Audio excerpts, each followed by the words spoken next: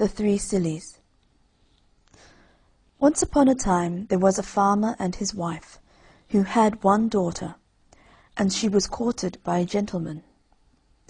Every evening he used to come and see her, and stop to supper at the farmhouse, and the daughter used to be sent down into the cellar to draw the beer for supper. So one evening she had gone down to draw the beer, and she happened to look up at the ceiling while she was drawing, and she saw a mallet stuck in one of the beams. It must have been there a long, long time, but somehow or other she had never noticed it before, and she began a-thinking. And she thought it was very dangerous to have that mallet there, for she said to herself, "Suppose him and me was to be married, and we was to have a son, and he was to grow up to be a man, and come down into the cellar to draw the beer, like as I'm doing now, and the mallet was to fall on his head and kill him. What a dreadful thing it would be!" And she put down the candle and the jug, and sat herself down and began a-crying. Well, they began to wonder upstairs how it was that she was so long drawing the beer, and her mother went down to see after her, and she found her sitting on the settle crying, and the beer running over the floor. "Why, whatever is the matter?" said her mother.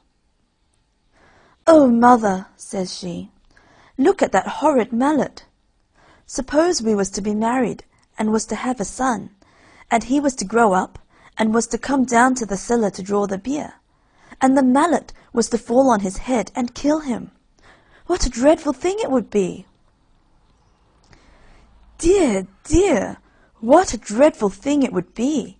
said the mother, and she sat her down aside of the daughter, and started a-crying too. Then after a bit the father began to wonder that they didn't come back, and he went down into the cellar to look after them himself, and there they two sat a-crying, and the beer running all over the floor. "Whatever is the matter?" says he. "Why," says the mother, "look at that horrid mallet.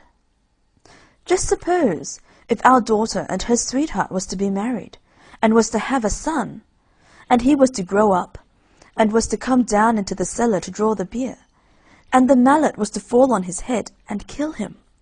What a dreadful thing it would be!" "Dear, dear, dear, so it would," said the father, and he sat himself down aside of the other two, and started a-crying. Now the gentleman got tired of stopping up in the kitchen by himself, and at last he went down into the cellar too, to see what they were after. And there they three sat a-crying side by side, and the beer running all over the floor.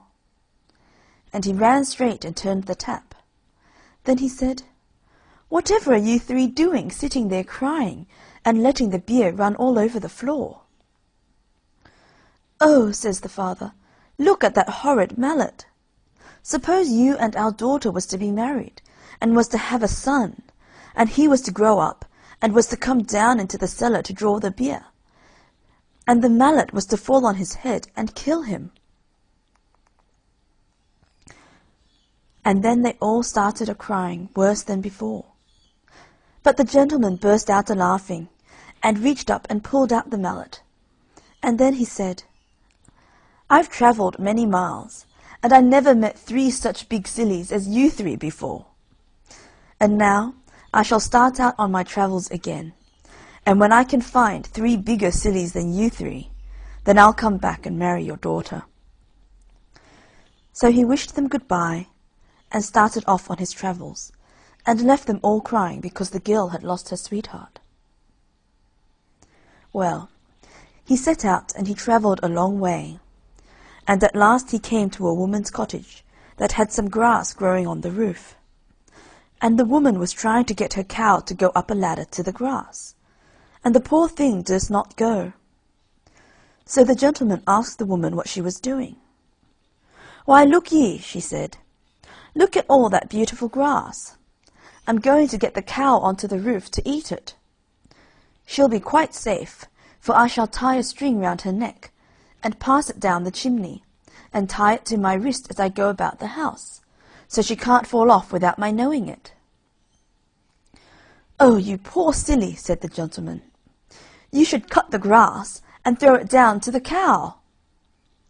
But the woman thought it was easier to get the cow up the ladder than to get the grass down. So she pushed her and coaxed her and got her up, and tied a string round her neck, and passed it down the chimney, and fastened it to her own wrist. And the gentleman went on his way. But he hadn't gone far when the cow tumbled off the roof, and hung by the string tied round her neck, and it strangled her. And the weight of the cow tied to her wrist pulled the woman up the chimney, and she stuck fast half-way, and was smothered in soot. Well, that was one big silly.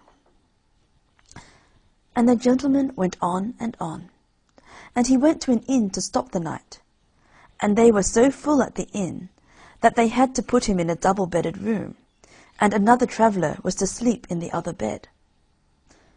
The other man was a very pleasant fellow, and they got very friendly together. But in the morning, when they were both getting up, the gentleman was surprised to see the other hang his trousers on the knobs of the chest of drawers, and run across the room and try to jump into them. And he tried over and over again, and couldn't manage it. And the gentleman wondered whatever he was doing it for. At last he stopped and wiped his face with his handkerchief. "Oh dear," he says, "I do think trousers are the most awkwardest kind of clothes that ever were. I can't think who could have invented such things. It takes me the best part of an hour to get into mine every morning, and I get so hot. How do you manage yours?" So the gentleman burst out a-laughing, and showed him how to put them on. And he was very much obliged to him, and said he never should have thought of doing it that way. So that was another big silly. Then the gentleman went on his travels again, and he came to a village, and outside the village there was a pond, and round the pond was a crowd of people, and they had got rakes and brooms and pitchforks, reaching into the pond. And the gentleman asked what was the matter. "Moon's tumbled into the pond, and we can't rake her out anyhow." So the gentleman burst out a-laughing, and told them to look up into the sky, and that it was only the shadow in the water. But they wouldn't listen to him, and abused him shamefully, and he got away as quick as he could. So there was a whole lot of sillies, bigger than them 3 sillies at home. So the gentleman turned back home again, and married the farmer's daughter. And if they didn't live happy for ever after, that's nothing to do with you or me.